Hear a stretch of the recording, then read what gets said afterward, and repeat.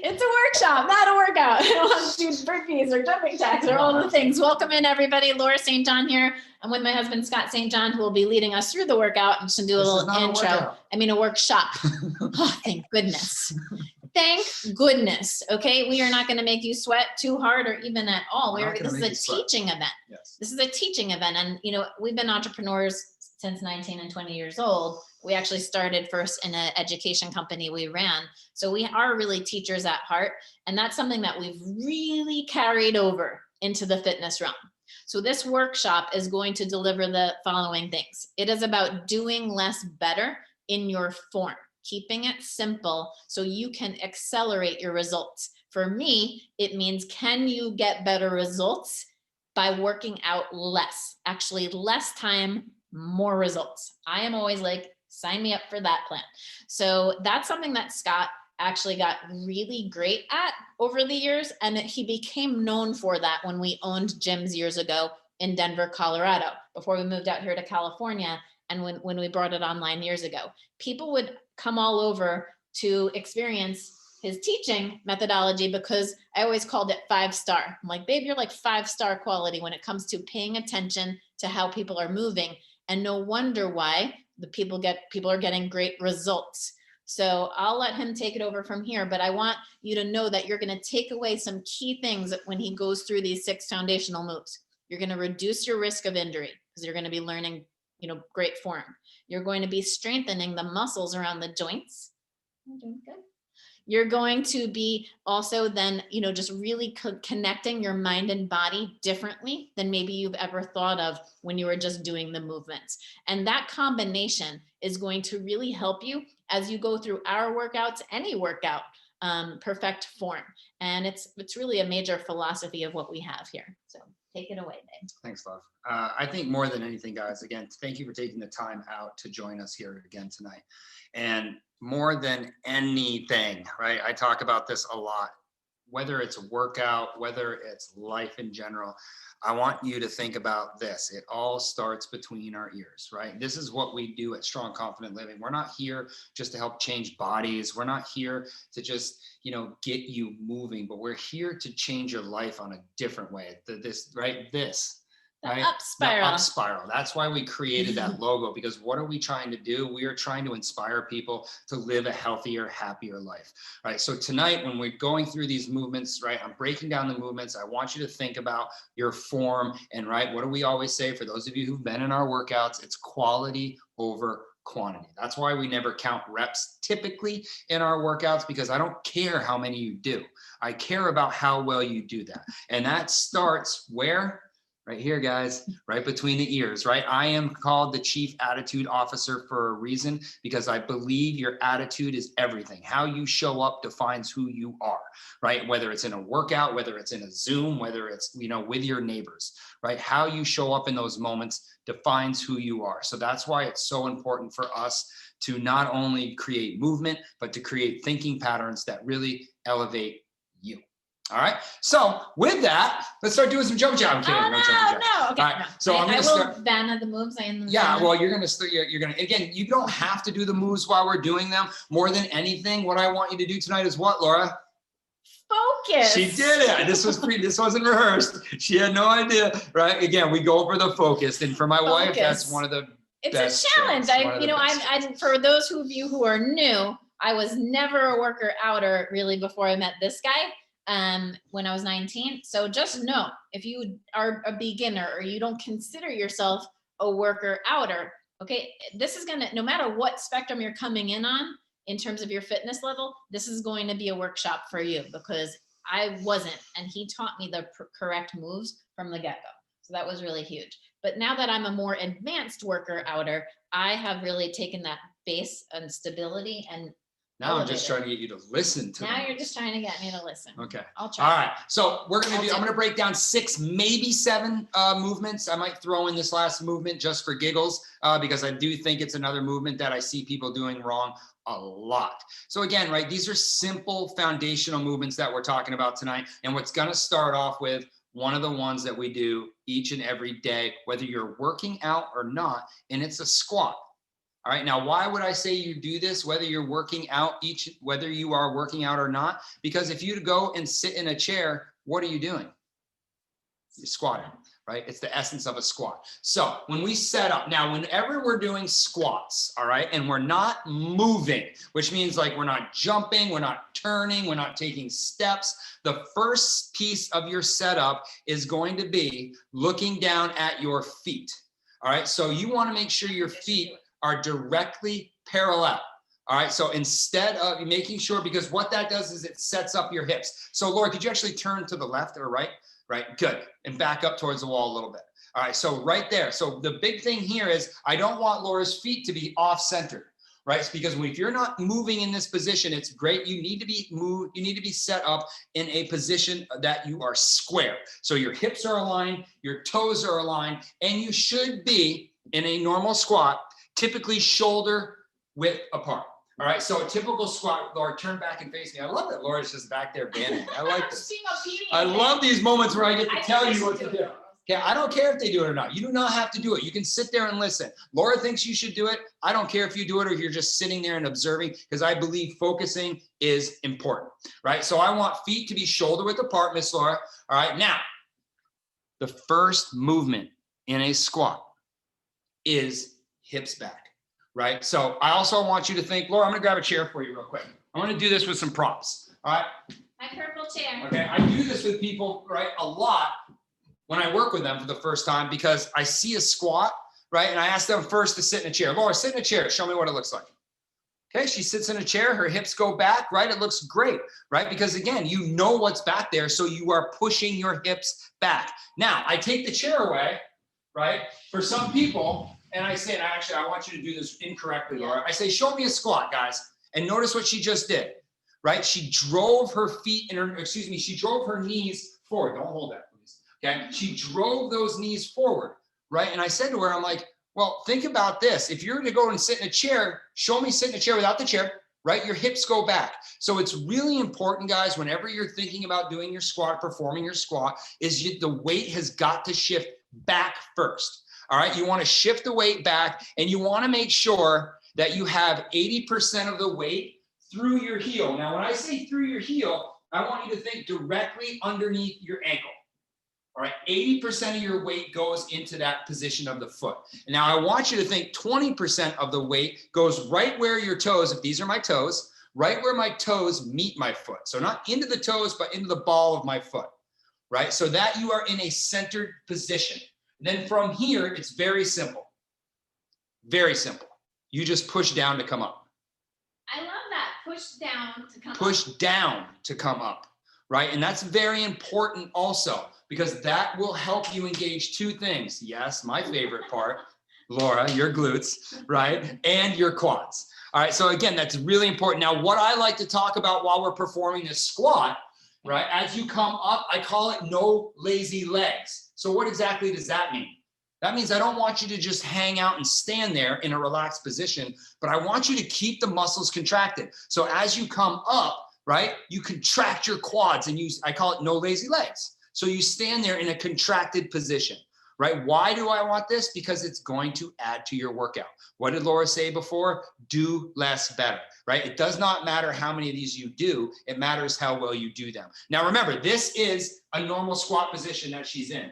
Now, if you have difficulty getting your hips to your knee joint in a squat, so that means getting lower than even what Laura is right now, right? So that means getting all the way down into your squat. This is the full squat position where my hips are in line with my knee joint. If you can't get that low, you need to open up your legs, all right? So you almost get into that sumo squat position, which you start to turn your toes out. Now, depending on your hip flexibility also and strength in your legs, you may need to start in this position, right? Because this is a little easier position for you to drop that body down.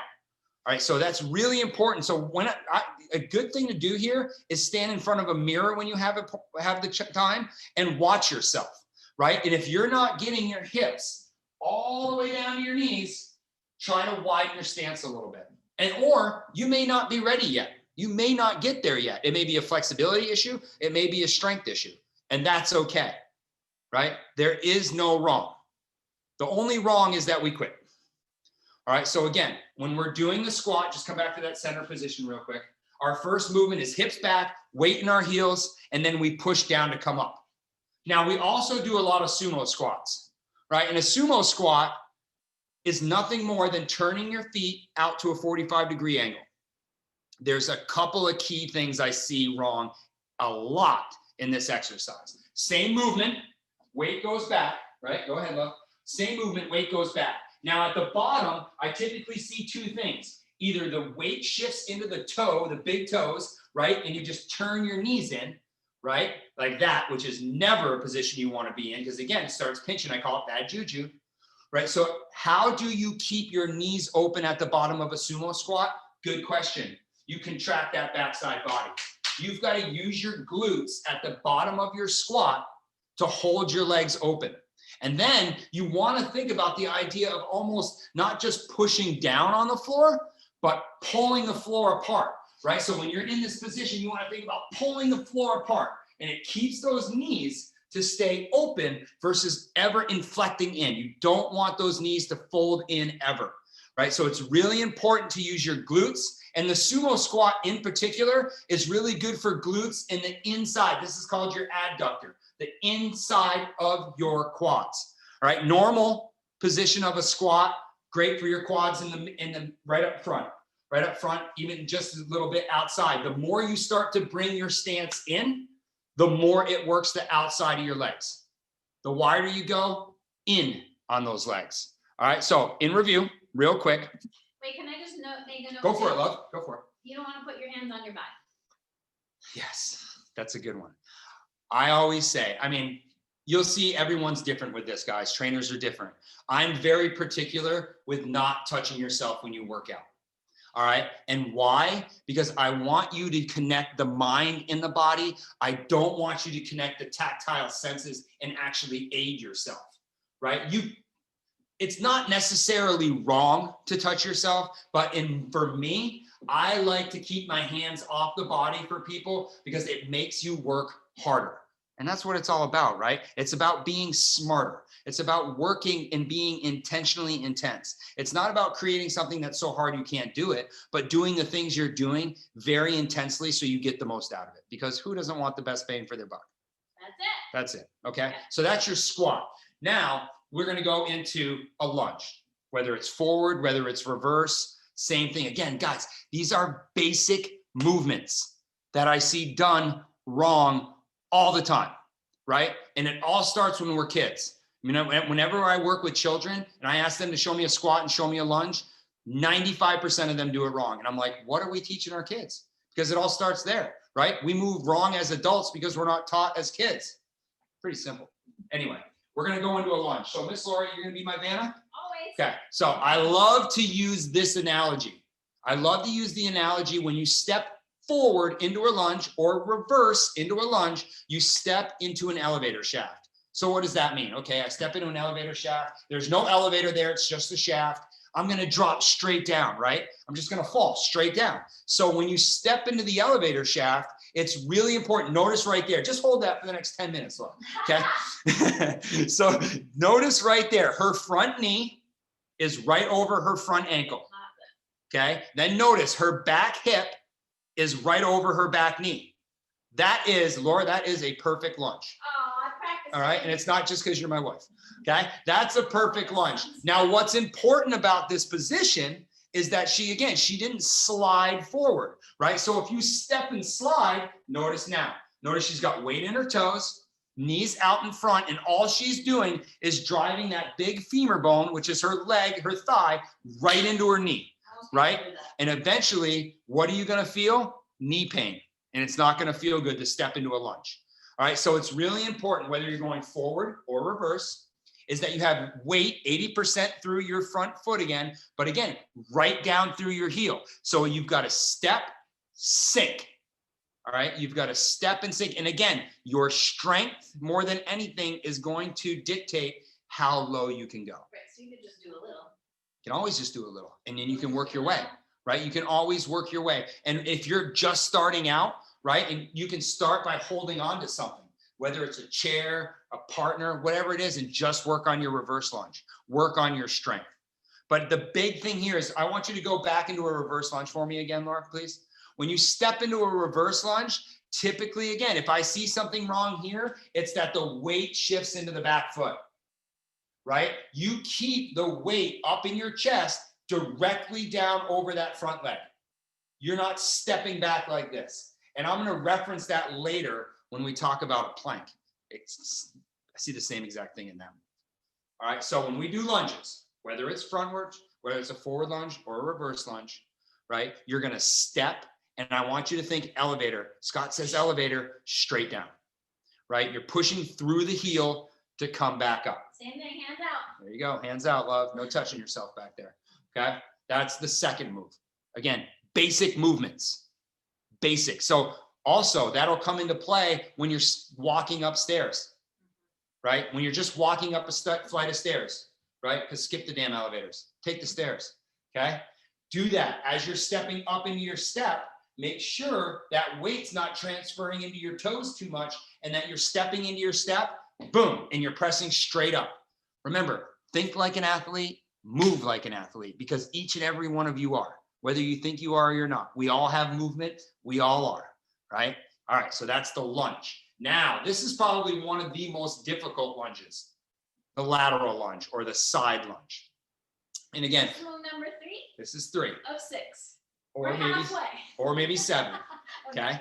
Now, this one is got to be very particular. And what I see here in the lateral lunge is when we do the lateral lunge, we step out too wide. All right. And if we step out too wide, our hip joint is inside the knee joint. Okay. So notice Laura's hip right there. All right. Is inside the knee. The knee is way out here. All right. And she can't get into the correct position. And again, what is she doing? She's pressing into that knee. Let's do it correct. Right? So to do the correct lunge, lateral lunge this is, you step out to the side, your toe points straight forward, not out, but straight forward, and you slide the hip out over, right there, out over the knee and out over the ankle. So if I was to do this with Laura, I would draw a straight line right here, right? So what I tell people is I want you to think hip checks. For any of you out there who love hockey, right? It's a hip check. Yeah, bam, as my wife always likes to say. You just slide that hip out over. And again, I'm going to ask you this, Laura, where's the weight right now, Laura? In my heel. Thank you. I was just, thank God she said that. Okay, it's in her heel, right? Again, because where is the weight? It's got to be through the back of the foot, not into the toes, because we're not sliding into that knee. I always see people point their toes out and their hips. You can't do it. And again, there is actually there is a movement where you can do that, but that's typically not the movement I'm doing with you guys. I'm doing a lateral lunge where I want the toe to point forward, I want the hip to slide out, and I want you to sink down and load that thing up, right? You should load up your ass every single time you drop into this. Because not only is this a quad movement, but it's a huge glute movement. Tighten the glutes. Hey, be a badass with a good ass. That's what we're all after. Okay? That's exercise number 3. And there's not much to this. That's it. Can I just make a note? Make a note, We love. just did this at the beach. Mm-hmm. When you were doing this, there's something so fun about pushing off like a spring. Exactly. Yeah. Because what are you doing when you sit into this? You're coiling. coiling, right? All of your energy is going right into that glute and that quad. And then like a athlete, you fast twitch out of it. Pop. Okay? Now remember, depending on your strength is going to depend on your depth. Right. So There slow. is no wrong. I'm talking to all you out there who are beginners. There is no wrong. Get up and do it, right? Just get up and do it. Okay, that's exercise number 3, the lateral lunge.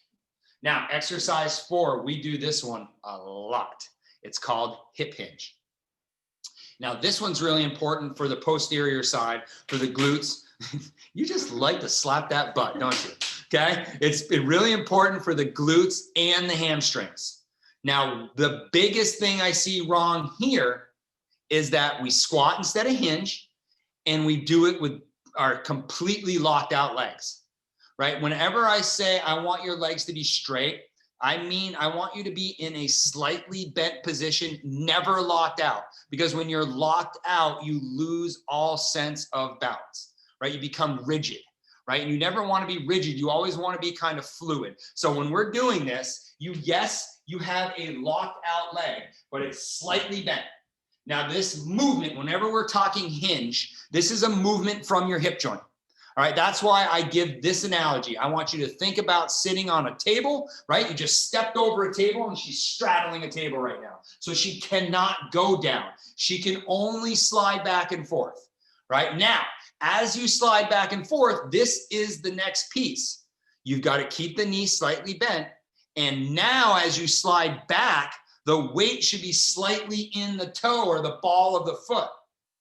There's a major difference. So not this. Not that, which is a squat, right? And not this with my weight in my, you can't see it, but the weight's in my heel right now and I don't feel a stretch through my glute and in my hand. I have a little bit of tension, but if I shift my weight into my toe a little bit more as I kick my butt back, oh my God, I feel so much more through that. So you've really got, I call it just stick the ass out, right? It's pretty simple, right? You just slide that butt back and pull it forward. Now, as you do this movement, remember, glutes and hamstrings is the main emphasis here.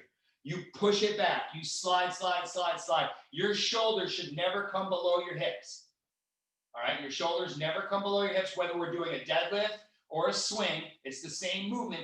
As you pop forward, you initiate by contracting those glutes, right? You contract those glutes, you pull forward, and then you've got to stop. That's the next piece. I call it don't hump the mirror, right? So you never want your hips to do that, to come out in front of your chest. So many people do that. Everyone. Not everyone. People do that. Almost everyone. Oh my God. People right? Exactly. And then what happens? They're like, Scott, my low back is killing me. I'm like, yes, because you're doing the movement completely wrong, right? So be very mindful, right? We slide.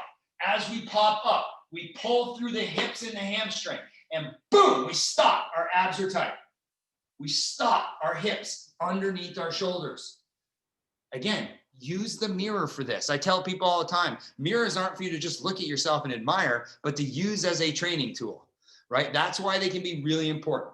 You don't have to work out with a mirror, but you can practice movement with the mirror. Just play this video. There you go, okay? So in the hip hinge, right, what's the first thing we do? We slide, we don't sink. All right, now where's the weight right now? In the balls of my feet, not in my toes, but where my toe meets my foot. I do that to get a proper stretch through the backside. And then to initiate this movement back up, I squeeze what, Laura? My glutes. Your glutes, okay? And then that's it. And then how do you stop your hips under your shoulders? Your legs and your abs. It's all abs to stop it, right? You think about your abs because again, you don't want to get into that flex forward here where you have that arch in your low back and then you just start to pinch those vertebrae together. That never feels good, okay? Plank. Number four. Plank position. When I was 4. I know. We're Okay, on now we're number 5. 5. Yes, Okay. my bad. Can you Number see me 5. on the floor? Number 5. I can see you. Yeah, we can see you right. I want to start first in high plank on your knees. All right, we're going to start in the beginner version of this plank. All right. So what do I look for here? Very simple. Why is it called a plank, guys? Okay. I don't expect you to answer, but it's okay. Why is it called a plank? Because it is a straight line, right? Think of a board. So if I was in plank position here, thank you, Miss Laura, and she was like this, right? Saying, yep, I'm in plank. I'd be like, no, but that's a beautiful tabletop. All right. In plank position on your knees, I'm looking for knee, hip, shoulder. One straight line. All right. One straight line. Notice shoulders over her wrists. Again, when you are in a plank position, whether you're on your knees, just stay on your knees for now though, whether you're on your knees or on your toes, your eyes look down directly over your fingertips. So if you're ever looking down in plank position and you feel like you're looking at where your forearm goes into your wrists, guess what? Your ass is too high and your shoulders are too far back. And your feet feel like 1,000 pounds. Yeah. All right. So first off, plank position on your knees. Make sure your hips slide forward and you've got that beautiful line from your shoulder to your hip to your knee. Now you do the same exact thing in high plank. Now that line goes from your ankle to your knee, to your hip, to your shoulder. Laura, how are you going to hold that for another couple minutes for me? Hey, I've seen you do it with Shanahan's husband for minutes. Okay. All right. So now, again, in this position, how do we hold this position correctly? What's one of the main things I see wrong in this position? Hump the floor, low back, sagging. Again, you don't want to have that arch in the back like that because that compresses our vertebrae. It never feels good. So what do you do in this position? You pull your belly button in. You suck the tailbone in. So if you can see my tailbone and my belly button, I pull everything in. Boom and boom. I hold that tight, right? People say all the time, right? Wow, my core hurts from doing planks. Good, because you should be holding your core tight. The best ab workout ever. That's how do you think my wife got her six-pack? Lots of plank positions. All right, you can take a break for a second. Now, one big thing also, whether you're in your plank position on your knees or on your toes, it's this. It's our chin. All right, and I didn't talk about this actually in any of the other movements, but I should have because it's really important. All right, whether you're in plank, whether you're squatting, whether you're lunging, you always should be able to take your fist and place it like this. Okay, so what does that mean exactly? That means you're keeping your airways open. All right, so as soon as you start to do this, right, you start again pulling on your neck, right? We all look down too much as it is, right? So you got to keep that head up, not up, but neutral, looking forward. The best way to do that is think about a fist underneath your chin. All right, now if in plank position, Laura starts to bring her chin in, what does it look like, Laura? Right there. Now notice the automatic strain in her neck, right? And it also starts to impact her breathing. Okay, so think about this as you are squatting, planking, lunging, any movement. Chin off our chest. Okay, chin off our chest. Now, if you were to take that plank position into a push-up, there are many different forms and angles of a push-up, right? And the three basic ones are wide, normal, narrow, right? Wide push-ups, I'm just going to go through what the difference is. A wide push-up is going to get more of your lats. Remember, your lats are what run underneath your armpit, down the side of your body, into your obliques, and then right up and back. They're a large muscle. Wide push-ups hit that. Also, that outer section of your chest. As you come in, normal push-up, right? Generally, more for the entire piece of your pec. All right? And I'm going to get through the angles of the elbow and everything soon. Pull it in even tighter. It's now going to work the inner part of your chest, right along the chest plate or your chest bone, and your tricep. Okay? Those are the three angles of a push-up. Now, as you perform these push-ups, your elbows are in a little bit different positions every time. As you're out wide, the elbow goes a little wide. Okay? And don't worry about that back there right now. Yeah. So when you're in a wide plank position or wide push-up position, right, your elbows are going to be flared out a little wider.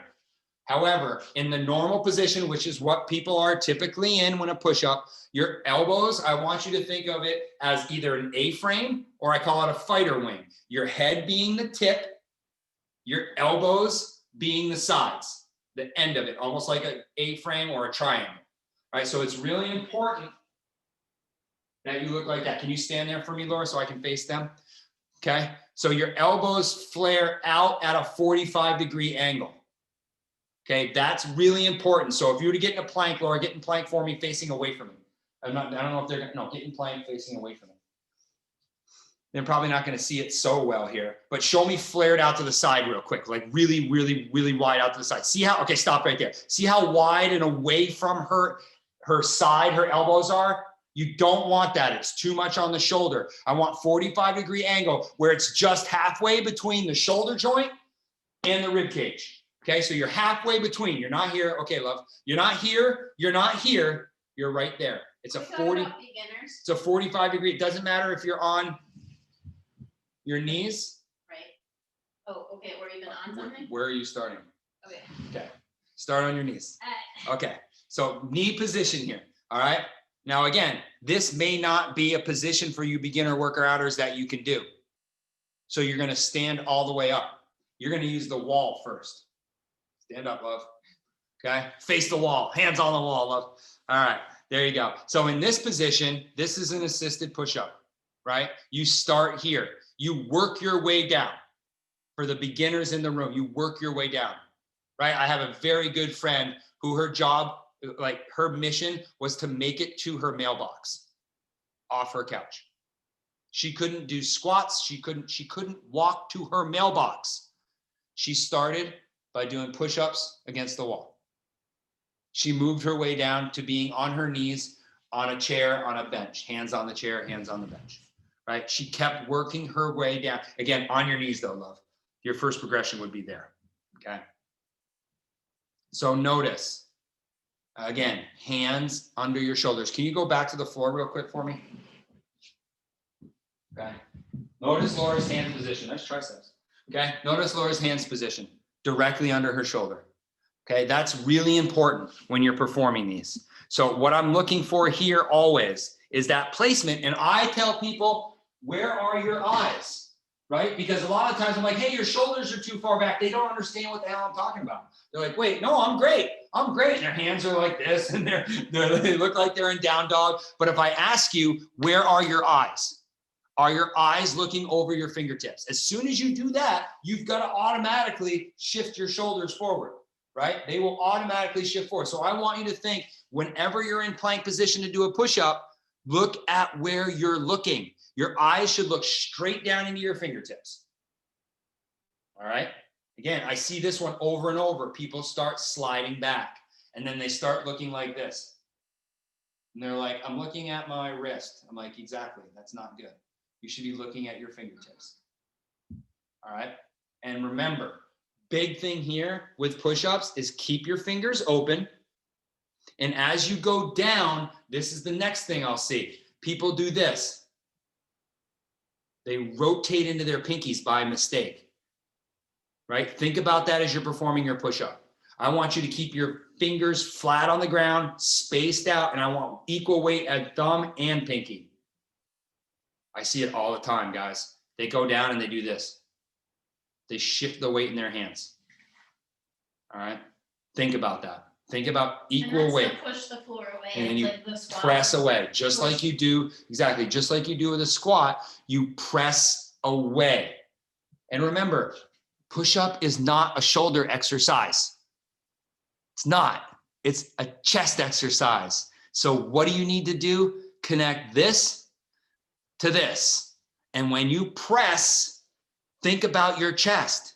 Do not think about, don't tell me it's shoulder. Yes, there's some shoulder involved, but it is a chest exercise. You are pressing with your pecs. Your pecs should get tight. If they're not, you're not doing it right. Simple. Okay? All right.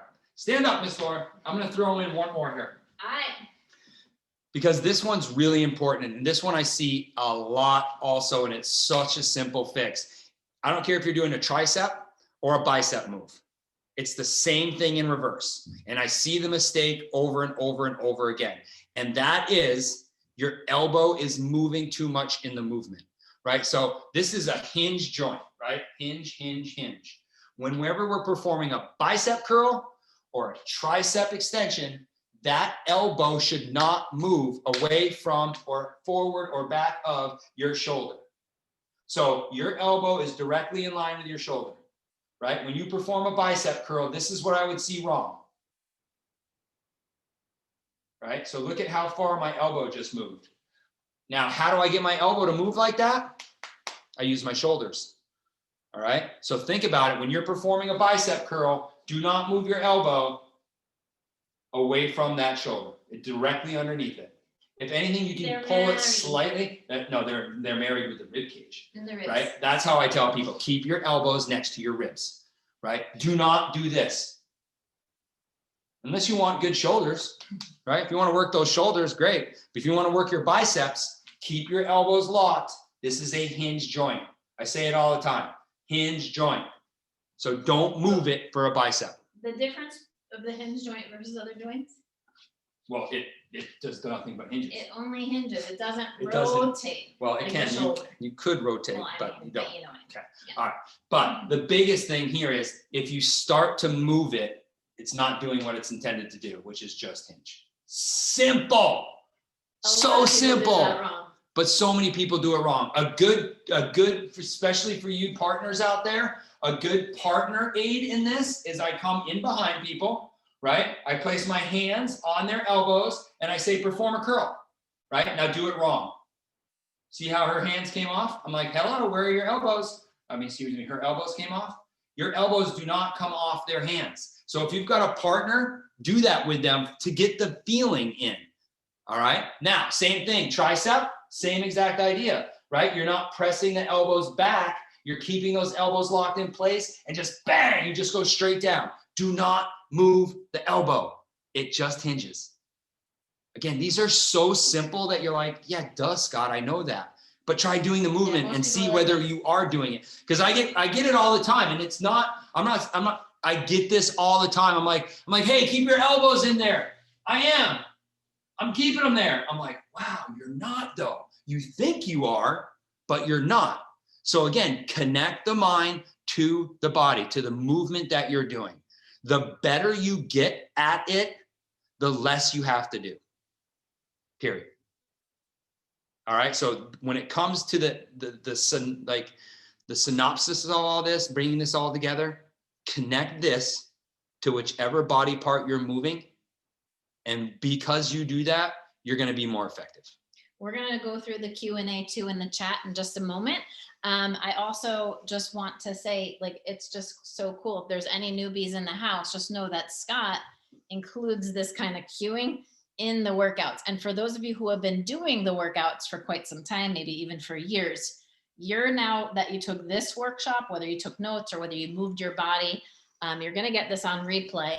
I really recommend that you do it in front of a mirror and just listen to what Scott just did, because maybe it depends on the kind of learner you are. Maybe you took notes, but hands-on learning for a physical exercise now would be really important. But you're going to hear this kind of cueing inside the beginner workouts. You're going to hear this cueing inside the advanced workouts. It's going to become very familiar when he reminds you, is your chin off your chest? Could I put my fist under there? You know, he'll always be reminding you of these things. It's really interesting, you know, in terms of just form. Well, specifically, whether you're the beginner or an advanced worker out or whatever you are, as you get tired, we get sloppy. And that's when we need to actually turn it up a little bit, right? Like I say it a lot, it's not how you start, but it's how you finish. When the body starts to get fatigued is when you get hurt. That's when you've got to turn on your mental muscle and be like, I got this. I know what I'm doing. I'm going to make sure I do less better. And take breaks as you need to. Always. Always. It means you're working hard, right? We say that a lot in our workouts, that taking breaks is not quitting, and it means you're working hard. If I'm even taking a break, it's to come back and even, you know, do the next one better. It's not to throw in the towel or give up on yourself or feel defeated. And a lot of programs out there that are just go, go, go, give me a number of reps. We used to see that a lot. We used to have a lot of people come into our programs having gotten hurt in other workouts because it was like number of reps and things. And we are never there counting because we're always like quality over quantity. What are you giving today? So I'm going to go through the Q&A now. And I can't wait to hear your feedback on this. We're going to be doing another one of these next month and talk about, you know, partners. When you were doing the partner thing, we have for Valentine's, we are doing a date night partner workout on February 12th. It's a Friday night. So you guys check out the calendar of events for members. And if any members brought newbies, or if you brought a newbie, I have a special gift for you, a code of 10% off on our shop, our store. So share this with newbies too.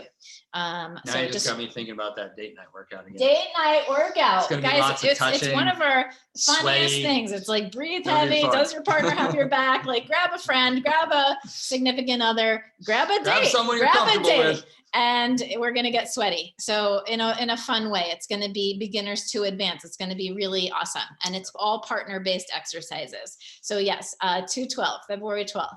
All right. So questions. I have some questions.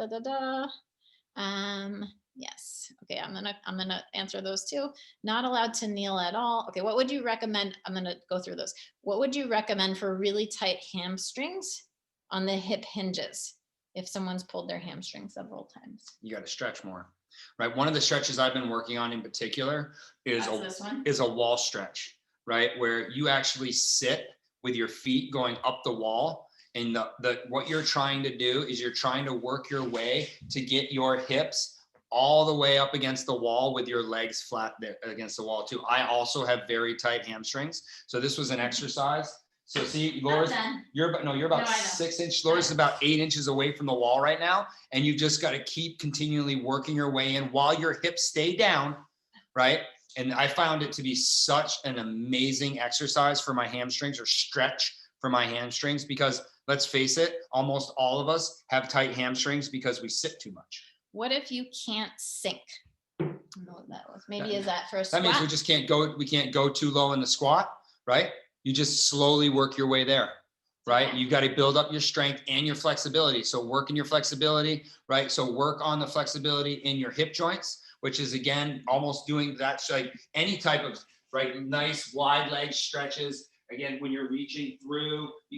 I remember when I could not sink at all. And It it was a lot of strength. It was a lot of strength building. Just keep doing them.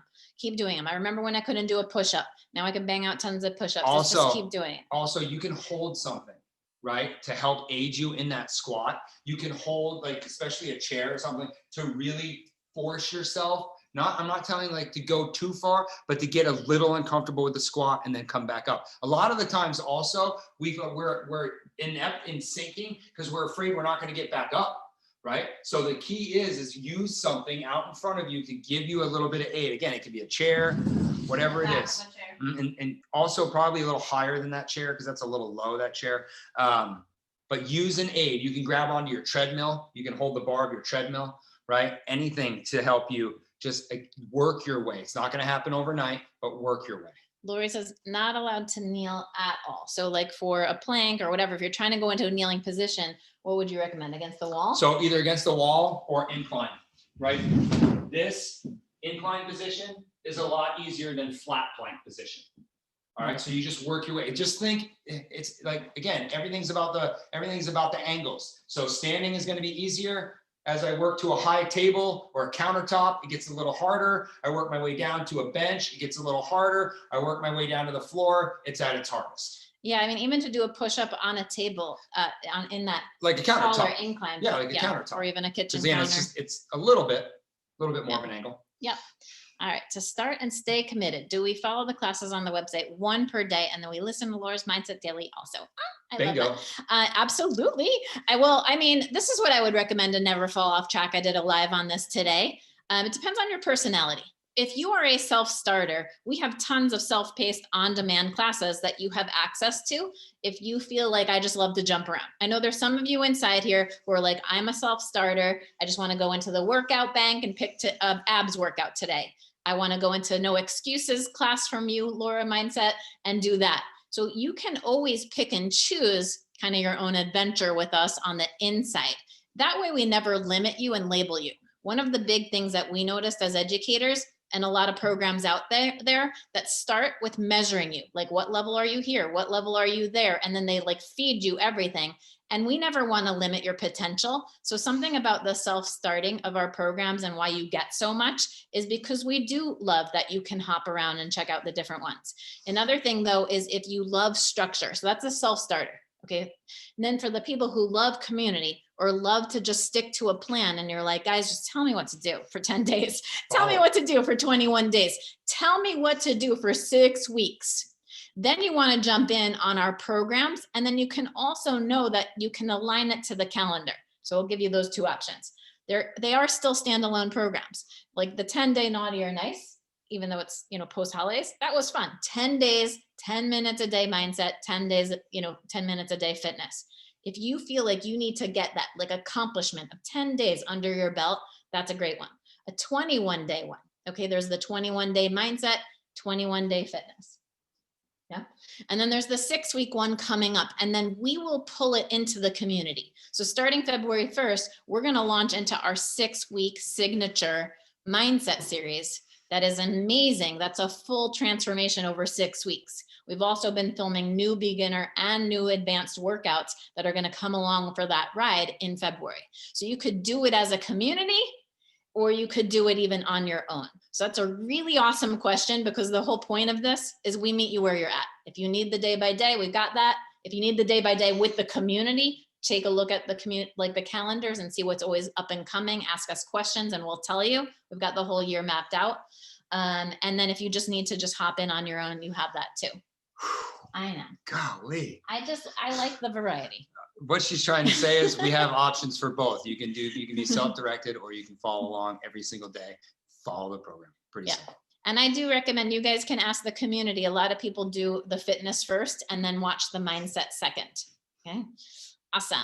All right. Any other questions? Let me see. Love the examples of the push-up. Let us know if you really liked this workshop. We will be doing another one, like I said. Can you find me a partner by the 12th? I love it. Maybe. Hey, that's the next strong, confident living like app, right? Like partners, finding partners.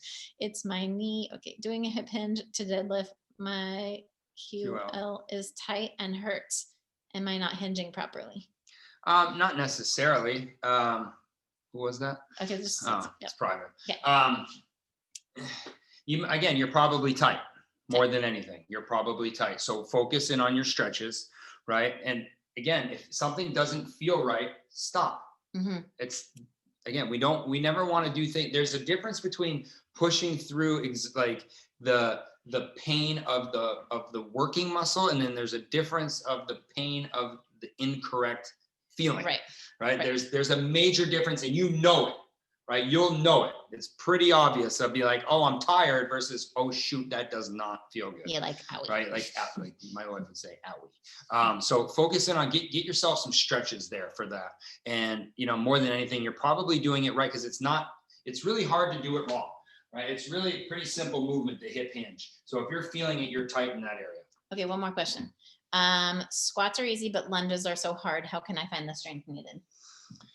So with your lunge, right, again, because you're moving into a singular movement versus bilateral, right? Whenever you're speaking another language. I'm gonna explain what that means. Okay, that means instead of using both legs, you use one, right? That's singular versus bi means two, right? Uni means one. All right, so the difference there. So a lot of the times, what I use with people again, right, is use a training aid. I like to use sticks, actually. I really like to use like a broom handle or something like that, because you can use it as an aid to step and it's have one of your balance, painting rods. Right? Yeah, I really use, it's funny because I pull out these things with clients all the time. I'm like, we're going to get real sophisticated here. Right? And I bring them a stick and they're like, what? I'm like, exactly. I'm like, don't overthink it. Right? A lot of the times people think they need like these latest best gadgets, when really it's just a bunch of shit. Right? You think simple. You're the secret ingredient. IFS. Keep it effing simple. You don't need great gadgets. You need a great imagination. And a lot of the times it just takes little critiques. So if you're having the issue with your lunges, think about, how can I support myself? Right? And again, I really like to use a stick. Last one, type hip flexors. I think we've talked about this a little bit. Okay. What about it? What should you be doing? Those runner's lunges are awesome for the hip flexor movement, right? Go ahead. See if she actually remembers. That's it. Yep. That's it. So now now you take it even further, right? You can drop that knee to the ground. Don't come straight up for me, Laura. Straight and square. Straight up and square. No, I didn't say move. I didn't say move your leg, right? I didn't say any of that. See, this is where focus.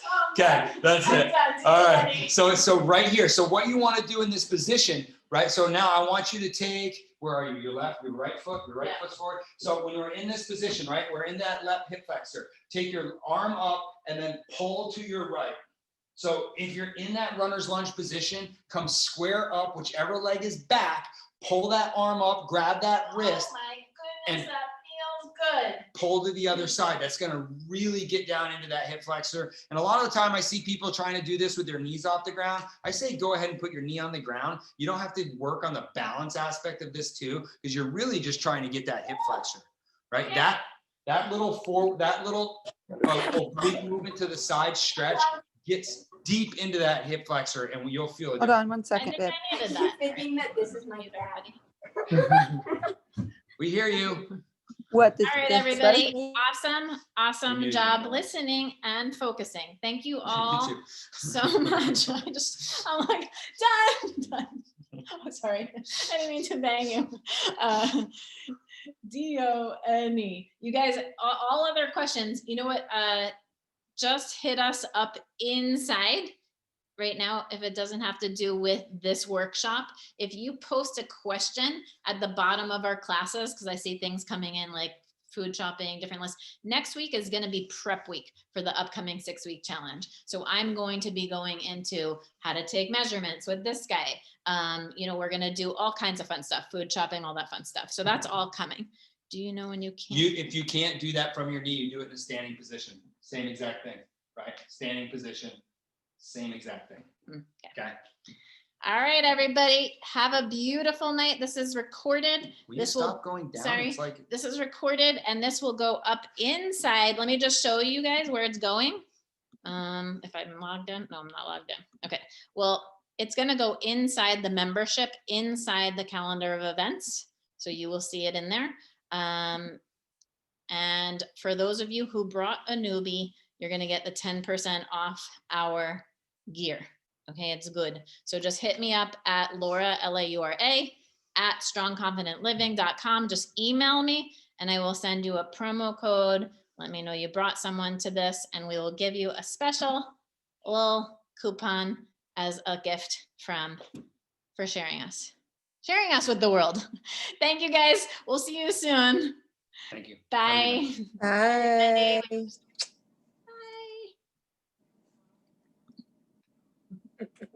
Thinking that. That's it. Guys. Have a great Bye. night, everybody.